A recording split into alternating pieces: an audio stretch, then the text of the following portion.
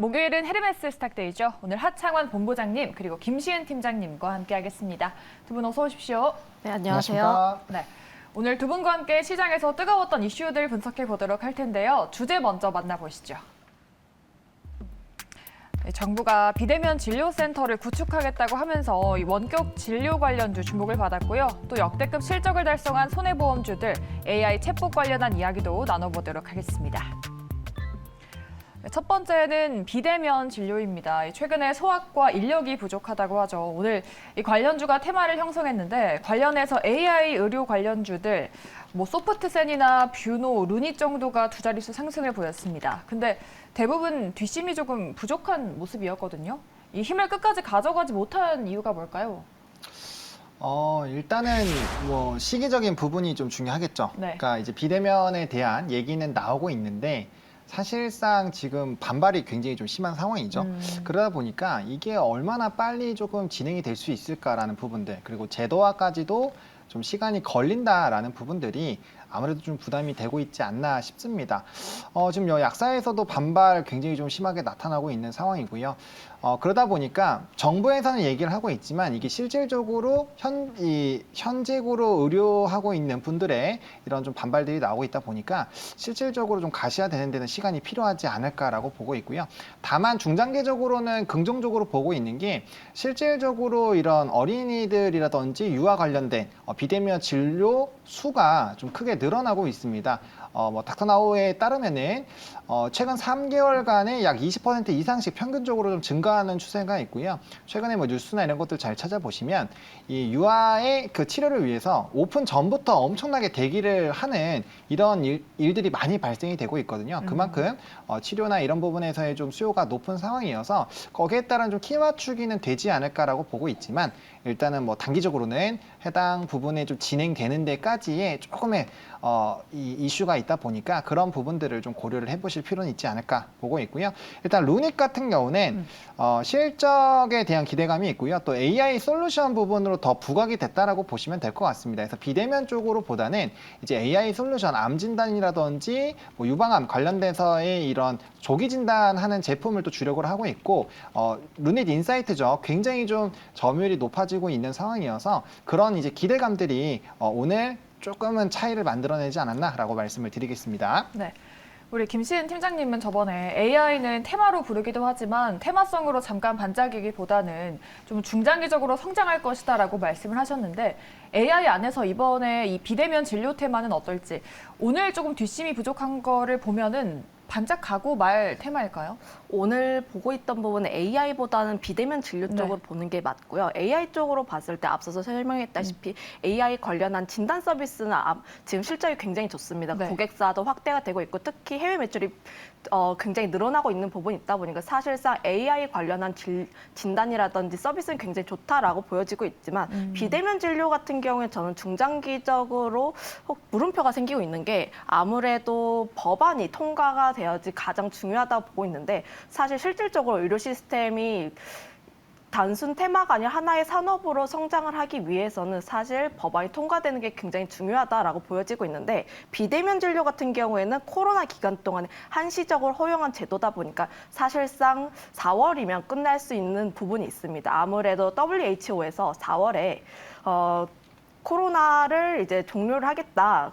코로나 관련했을 때도 종식 선언을 예고를 하고 있다 보니까 국내에서도 코로나 심각 단계가 해제되지 않을까라는 가능성 나오고 있고요. 거기에 따라서 복지부 같은 경우에도 3월까지 제도화를 목표로 국회에서 설득을 진행을 하고 있는데 사실 시간이 그리 많지는 않습니다. 지금 2월 말인데 3월에 이제 준비를 하고 있다면 사실 그 부분에 대해서 얼마나 빨리 진행되는지 여부는 좀 확인해 봐야 할 필요가 있겠지만 그럼에도 불구하고 시간이 넉넉치 않다는 점에 따라서 비대면 진료 같은 경우에 저는 지금 좀 단기적인 테마성으로 보시는 게 좋지 않을까라고 보고 있고요. 이슈가 나왔을 때 잠깐 움직이는 테마성으로 보시면 좋을 것 같습니다. 네.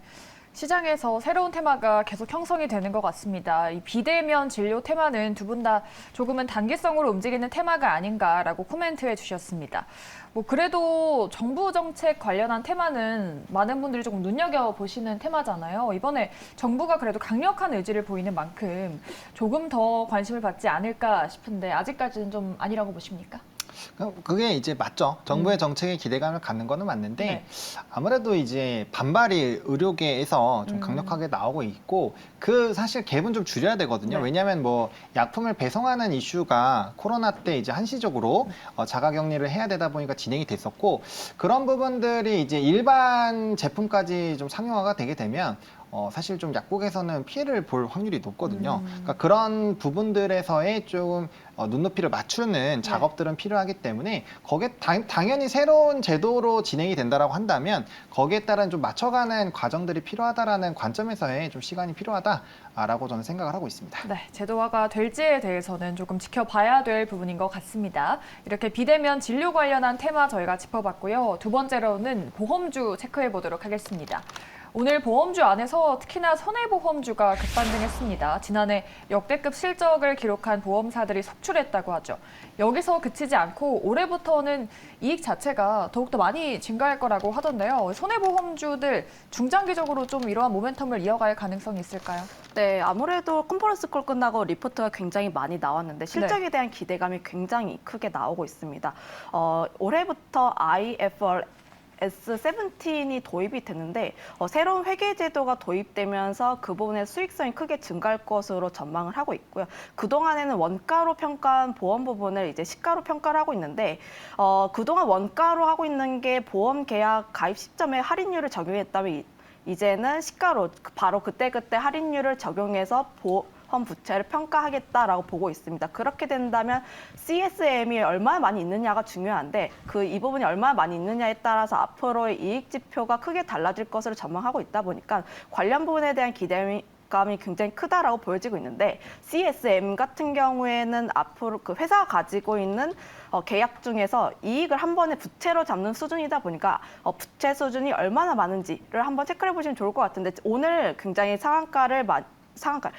오늘 좀 상승력이 많이 나왔던 삼성화재라든지 DB 손해보험 같은 경우에도 CSM이 굉장히 많이 나왔다 보니까 관련 부분에서 기대감이 계속 나오고 있다는 점 한번 체크를 해보시면 좋을 것 같습니다. 네. 정리해서 말씀드려보자면 일단 기업이 벌어들이는 실적 자체는 바뀌지 않습니다. 그런데 평가 기준이 바뀌면서 재무적으로 좋아지게 되면서 상대적으로 시총은 그대로이지만 저평가에 대한 매력도가 나오게 되면서 관련 부분에 대한 기대감이 나오고 있다라고 보시면 좋을 것 같습니다. 네. 보험사들이 그동안 이익을 많이 거두면서 성과급 잔치를 한다 이런 지적이 많이 나왔었잖아요. 그러면서 배당에 대한 관심이 커진 것 같은데 보험주들의 배당 매력이 은행주보다 이제 커질 것이다. 그런 전망도 나오더라고요. 그렇죠. 뭐 은행뿐만 아니라 뭐 증권주보다도 좋을 거다라는 오. 얘기들도 뭐 사실 스물스물 나오고 있습니다. 그러니까 실적이 굉장히 좀 좋았고요. 특히나 손해보험사들이 좋았었던 이유가 이제 생명보험들은 이제 변액보험을 많이 하거든요. 근데 변액보험을 하다 보면은 이런 채권이나 펀드 이런 투자를 좀 많이 하게 되죠. 그러다 보니까 이런 금리가 올라가게 되면 손해보험사들보다는 보다 더 타격을 받습니다. 그래서 그런 부분에서 손보사가 조금 더 좋았다라고 보시면 좋을 것 같고 오늘 좀 특이점이 하나생명이 네. 생명주들 중에서는 좀 강했는데 아마 하나그룹 전반적으로의 좀 이 기대감이 있다 보니까 거기에 따른 좀 상승력이 추가로 나왔다라고 이해를 해보시면 좋을 것 같고요.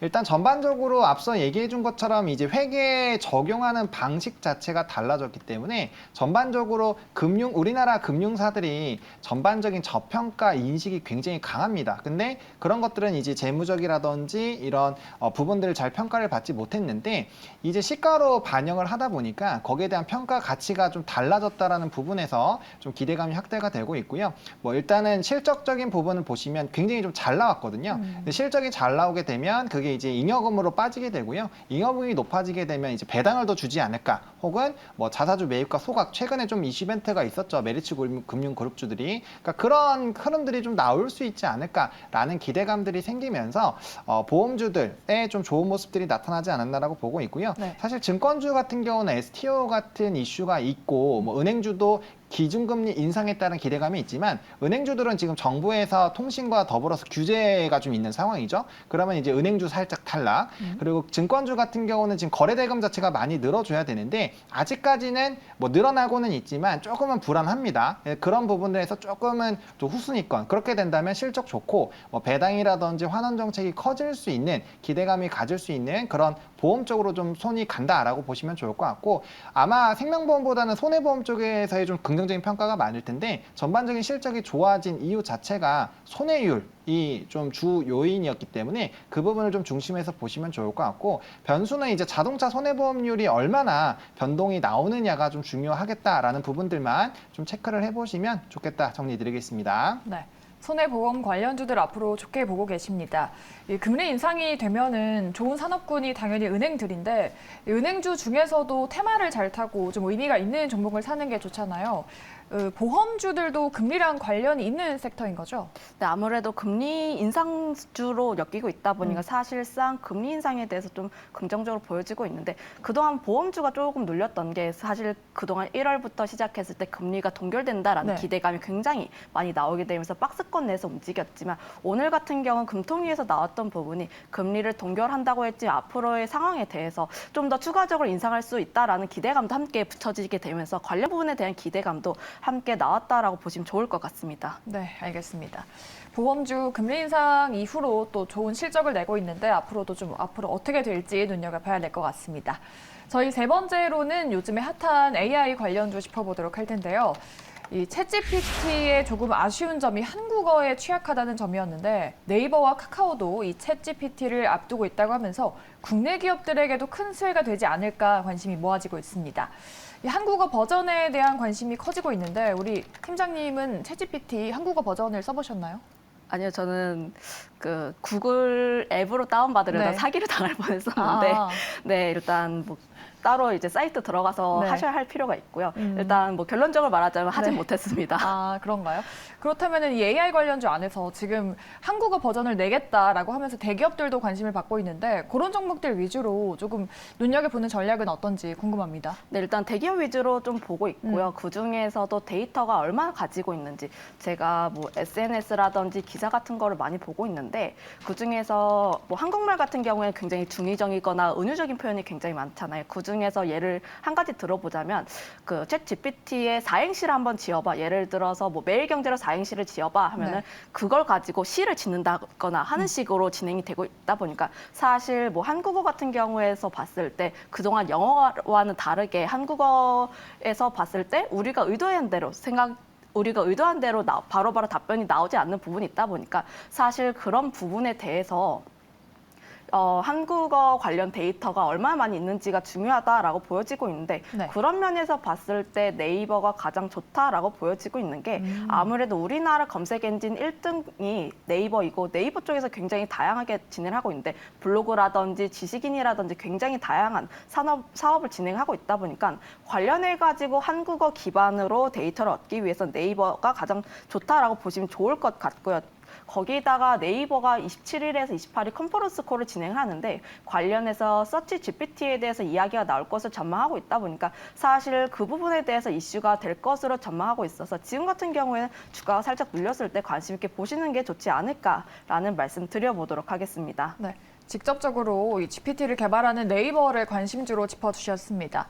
오늘 뭐 AI 상승은 엔비디아도 영향을 줬잖아요. 간밤에 네. 혼실적을 냈는데 뭐 AI용 칩 판매가 늘었다라고 하더라고요. 그렇다면은 챗GPT 관련해서 우리가 투자 전략을 앞으로 어떻게 짜 나가보면 좋을까요? 사실 좀 고민은 되실 겁니다. 왜냐하면 저점 대비 이 뭐 대장주들 같은 경우는 주가가 거의 10배가 터졌죠. 네. 그러니까 굉장히 좀 많이 올라온 상황이라서 이거를 이제 좀 담아도 되나 이런 물음표는 생기실 텐데 일단 엔비디아가 호실적이 나온 것도 있지만 네. 실적에 대한 전망치가 좀 높았었던 요인 중에 하나가 뭐 생성형 AI 그리고 기타 AI 관련된 부분에서의 앞으로의 성장에서 수혜를 받을 것이다라는 문구가 있었고요. 그리고 마이크로소프트가 AI 쪽을 조금 더 강화하는 움직임이 나타나고 있습니다. 뭐 아이폰이라든지 뭐 빙 같은 부분에서도 뭐 스카이프까지도 사실 활용도를 높이려고 하고 있어서 이게 실질적으로 우리의 수요가 늘어나면 늘어날수록 이런 수익성은 좋아질 수 있는 상황이 마련이 되는 거거든요. 그리고 글로벌 기업들 1위부터 5위까지 지금 이미 챗 GTP 관련돼서 다들 뛰어들었고 지금 6위까지도 뛰어들고 있는 상황이고 우리나라에서도 네카오 지금 진입을 하고 있죠. 네. 그러니까 이제 대기업들이 계속적으로 진입을 하고 있는 상황이고요. 그만큼 시장의 규모는 더 커질 것입니다. 그런 부분들을 본다면 물론 지금 주가는 굉장히 높지만 계속적으로 성장할 확률은 좀 높다라고 저는 보고 있고요. 특히나 이 AI 산업을 저는 단순히 AI 챗 GTP로 끝나는 것이 아니라 네. 결국엔 이게 로봇 쪽 우리 지금 출산율이 굉장히 좀 심각하거든요. 네. 오늘도 우리 출산율 0.6명 정도로 굉장히 많이 내려왔습니다. 이제는 뭐 1년 출생 수가 25만 될까 말까 하고 있는데 그 정도로 지금 차이가 많이 나오죠. 70년대는 거의 100만이었거든요. 그래서 그런 차이가 생기고 있기 때문에 로봇으로 자동화 부분을 간다라고 한다면 충분히 활용도가 높아질 수밖에 없고 그런 관점에서 본다면 추가적으로 이슈가 되는 기업들은 점점 더 많아질 것이다 라고 저는 생각을 하고 있습니다. 이슈가 계속 쏟아져 나오고 있고 성장해 나갈 것이다라고 말씀을 하셨으면은 지금 많이 오른 종목들도 접근을 해봐도 된다는 관점이실까요?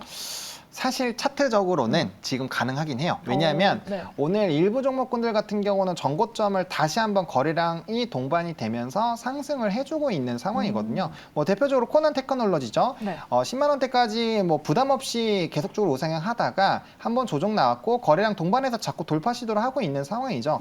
오늘 솔트룩스도 마찬가지입니다. 솔트룩스 같은 경우도 이전 전고점을 지금 거래량이 늘어나면서 뚫어버렸죠. 그러니까 이런 경우에는 사실 추가적인 시세가 나올 확률이 굉장히 높습니다. 그래서 차트적으로는 좀 접근이 가능하다라고 보고 있고요. 다만 저점 대회에서 지금 너무나도 많이 높아져 있기 때문에 해당 부분에서는 부담이 될 수밖에 없거든요. 근데 이제 AI 챗봇이 계속적으로 확대가 되기 위해서는 결국엔 빅데이터가 진행이 돼야 되고요. 데이터가 크면 클수록 얼마나 빨리 데이터들을 전송하느냐가 중요하고요.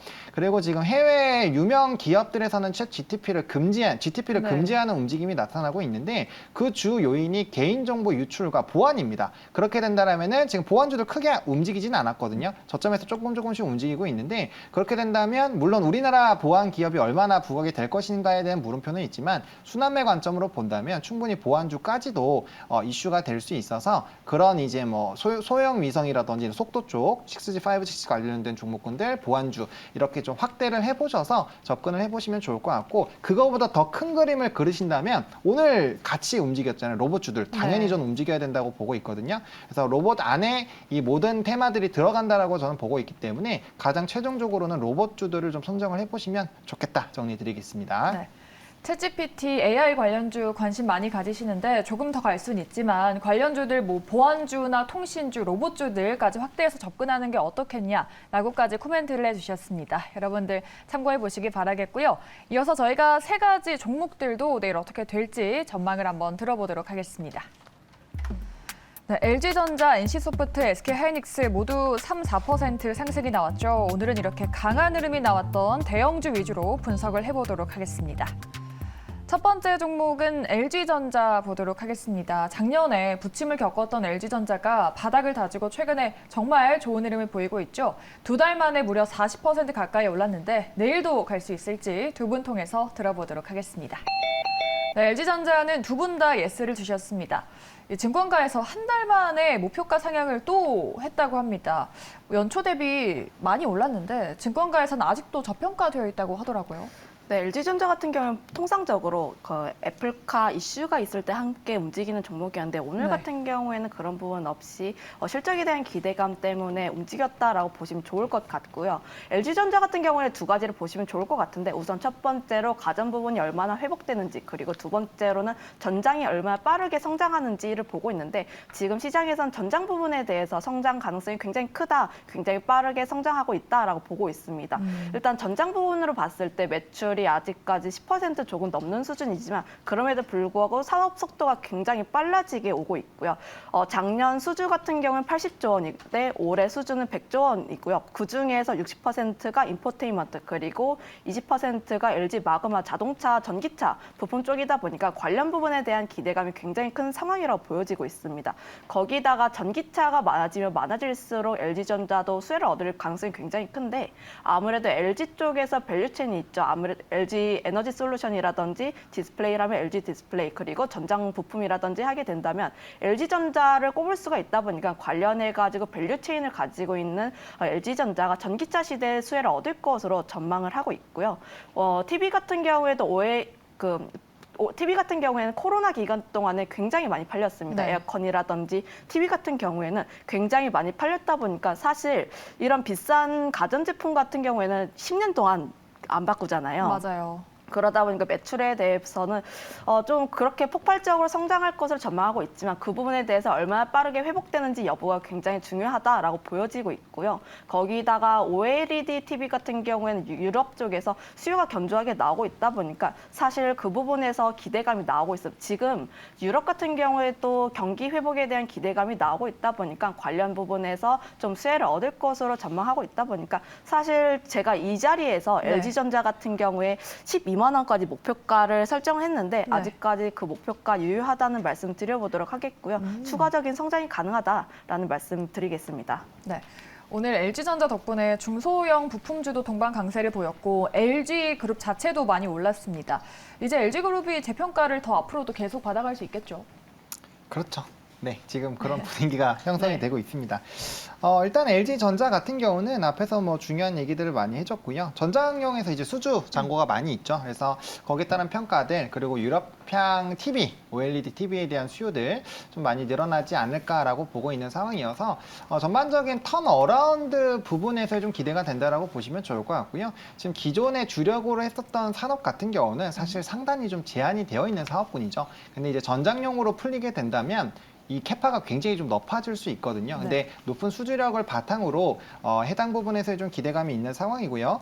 그리고 또 최근에 수급적인 흐름을 보시면 외국인의 수급이 좀 유의미하게 들어와 주면서 또 단기 자금들이 꽤 들어왔습니다. 그래서 해당 수급들이 이탈이 되는지 여부는 조금 체크를 해보실 필요는 있을 것 같고요. 이렇게 말씀을 드리는 이유가 이제 김시현 팀장이 얘기해 준 것처럼 12만 원대부터 좀 슈퍼 매물대가 있거든요. 네. 이 부분 뚫어줄 때 거래량이 동반해서 나와야 되는데 그렇지 않을 때 혹은 이제 유의미한 수급적인 이탈이 나올 땐 단기적인 조정이 또 나올 수가 있어서 그런 부분들은 조금 참고를 해보시면 좋겠다 정리 드리겠습니다. 네. 두 분 다 LG전자에 대해서 전장사업 부분에 대한 긍정적인 실적에 대한 이슈 짚어주셨습니다. 12만 원 정도를 상단으로 짚어주셨으니까 잘 참고해 보시고요. 저희 두 번째 종목으로는 NC소프트 짚어보겠습니다. 미국 아마존 게임즈와 신작 게임 퍼블리싱 계약을 체결했다고 합니다. 오늘 3%가량의 상승 보였는데 이어갈 수 있을지 두 분 통해서 들어보도록 하죠. 네, NC소프트도 두 분 다 예스를 주셨습니다. NC가 지금 리니지 덕분에 반등을 시작했는데 이제 새로운 게임이 추가가 되면은 조금 더 힘을 내줄 수 있을 거다라는 관점이실까요? 네, 그렇죠. 그리고 TL 같은 경우는 네. 이제 TL이 게임 이름이죠? 그렇죠. 어. 네, 스론 앤 그건데 아무튼 네, 그 이제 MMORPG 쪽에서 그 예전에 저는 뭐 아이온이나 이런 것들부터 좀 많이 진행을 했었던 그 게임을 좋아하는 사람인데 일단 리니지 같은 경우도 제가 학생 어릴 때부터 진짜 엄청나게 좀 유명했었던 IP고 이게 과금을 일단 기본적으로 좀 깔고 가야 되는 부분이 있고요. 또 네. 신작 같은 경우는 또 MMORPG 쪽으로 들어오게 되면 굉장히 이게 또 유지력이 큽니다. 게다가 이번에 또 자유도라든지 이런 부분에서의 좀 커스터마이징도 잘 되는 것으로 예상이 되고 있어서 좀 기대감이 확대가 되고 있고요. 사실 이제 리니지 IP가 국내에서 좀 많이 매출이 나오다 보니까 뭐 그런 부분에서의 국내에 너무 많이 치중이 되어 있는 것이 아니냐라는 부분에서 이제 아마존 게임즈와 같이 협업을 해서 퍼블리싱을 진행을 한다라고 한다면 이제 글로벌적인 매출을 좀 기대를 해볼 수 있다라는 관점인데 뭐 당연히 해외 쪽에 대한 매출 비중들이 높아지면 좋아질 거라고 생각을 하고 있고요. 일단 NC의 게임 자체가 과금이 상당 부분 필요하다라는 부분이 문제가 돼서 좀 주가가 많이 하락을 했지만 그게 또 기업의 실적에는 좀 긍정적이거든요. 그래서 뭐 이런 이 또 전쟁에 관련된 또 이벤트가 있기 때문에 그런 것들을 좀 보신다라고 한다면 충분히 기대를 해보실 수 있을 것 같고 또 2분기 이후에 또 출시가 예정이 되고 있는 상황이어서 이제 신작 모멘텀은 충분히 좀 받아들일 수 있지 않을까 생각하고 있습니다. 그렇다면은 NC를 기술적으로 좀 트레이딩으로 접근을 해봐야 될지 아니면 길게 보고 대응을 해봐야 될지 투자 전략에 대해서도 한번 간단하게 들어볼까요? 저는 NC소프트 같은 대형주는 단기 트레이딩보다는 중장기 그리고 신작에 대한 기대감을 가지고 있으신 분들에 한해서 일단 접근을 해보시는 게 좋지 않을까라는 말씀 드려보도록 하겠고요. 네. 일단 뭐 증권가에서 봤을 때 게임주 신작에 대한 기대감으로 꼽히고 있는 대표적인 종목이 있는데 첫 번째는 네오위즈고 두 번째로는 NC소프트입니다. 네. 네오위즈 같은 경우는 피해 거짓이라는 게임이 굉장히 인기가 될 것으로 전망하고 있으면서 지금 같은 경우에 주가 같은 경우가 굉장히 견조하게 움직이고 있는 모습 보여주고 있는데 그에 반해서 함께 증권가에서 신작에 대한 기대감을 꼽히고 있는 일단 NC소프트의 TL 같은 경우는 주가가 눌리고 있는 모습 보여주고 있다 보니까 저는 이제 상대적으로 NC소프트 같은 경우에는 아무래도 투신 같은 경우는 좀 나쁘지만 그럼에도 불구하고 신작에 대해서 기대를 해본다면 접근이 굉장히 가능하다라고 보고 있고요. 대신 일단 투자 기간 같은 경우에는 중장기적으로 보고 있는 게 신작이 출시되기 전까지는 계속 바라봐야 할 필요가 있다는 점 한번 체크를 해보시면 좋을 것 같습니다. 지금 TL 같은 경우에도 제가 12월 달에 프리뷰가 나왔을 때 한번 봤는데 저도 아이온을 조금 했었는데 네. 사실 아이온이랑 리니지랑 좀 짬뽕한 듯한 느낌이 들더라고요. 장점을 모아놓은 건가요? 네, 장점도 모아놨고 사실 네. 뭐 월드 스토리도 좀 끌어왔고 커스터마이징이라든지 뭐 관련 부분에서 좀 이것저것 끌어왔다 보니까 좀 기대감이 나오고 있긴 하지만 네. 일단 그 부분에서 다른 기존의 게임들과 어떻게 차별화 포인트를 줬는지 일단 그 부분을 확인하는 게 우선적으로 볼 필요가 있고 그 다음에 TL의 비즈니스 모델이 어떻게 되는지도 좀 확인해 볼 필요가 있습니다. 아무래도 21년 초반에 네. NC소프트의 주가 하락을 이끌었던 주요 원인이 앞서서 설명했다시피 확률화 게임으로 인해서 좀 과금에 대한 문제가 나오다 네. 보니까 주가의 하락을 많이 이끌었는데 이 프리뷰에서 TL 같은 경우에는 모두가 즐길 수 있는 게임을 만들겠다라고 한 바가 있어가지고 관련해가지고 어떻게 비즈니스 모델이 나오는지 여부를 한번 확인해보는 게 굉장히 중요하다는 말씀 드려보도록 하겠습니다. 네. NC소프트는 재료와 이슈에 맞춰서 중기적으로도 대응 가능하다고 전략 만들어 주셨습니다. 저희 마지막 종목으로는 SK하이닉스 보도록 하겠습니다. 오랜만에 또 양매수가 들어오면서 4%대의 양봉을 연출했죠. 내일 주가 전망은 어떨지 두 분께 여쭤봤습니다. 네, SK하이닉스는 예스, 노로 나뉘어졌습니다. 우리 시은 팀장님은 지금 SK하이닉스까지 세 종목 다 예스를 주셨는데 오늘 뭐 칩4 동맹 본회의를 개시한다라는 기사가 또 나왔더라고요. 이게 국내 기업들, 그러니까 삼성이나 SK하이닉스에게 호재인지 악재인지 조금 애매한 부분인 것 같은데 우리 팀장님은 좀 호재 쪽으로 보시는 걸까요? 네, 아무래도 호재 쪽으로 보여지고 있는 게 칩4 같은 경우에도 반도체 동맹에서 좀 수혜를 얻을 수밖에 없는 부분이 있고 네. 사실 오늘 같은 경우엔 칩4보다는 그 AI 관련주로서 함께 올라간 성향이 굉장히 강하게 움직이고 있어요.